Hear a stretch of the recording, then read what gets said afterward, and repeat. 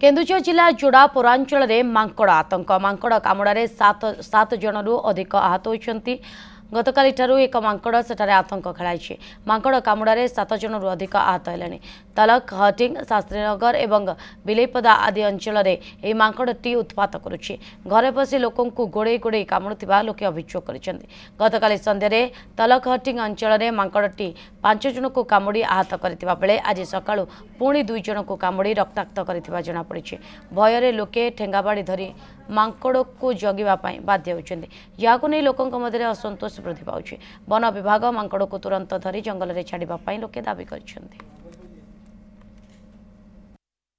अंदर घुस गया था घर में, उसके बाद यूं ही दौड़ाने लगा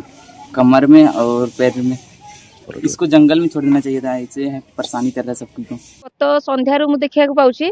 प्राय समस्त को दौड़ौछि किंतु हमर पछ तलखाटिंग रे गतकाली 6 ରୁ 7 जन को कामुड़ी एबे भोरु 5:30 टारू एथि भी 2 जन को कामुड़ी सालानी एमती घरे पसी कामुड़ी देछि आज्ञा जने छोइतला छुआडे सोइतला ताकू जाई कि कमर टाणला से जेते उठी दौड़ी ताकू पूरा दौड़ी दौड़ी घर सारा दौड़ी दौड़ी कामुड़ी आज्ञा 4 जगह कामुड़ी एथि पई दाई कि हबो तो एणी करी आमे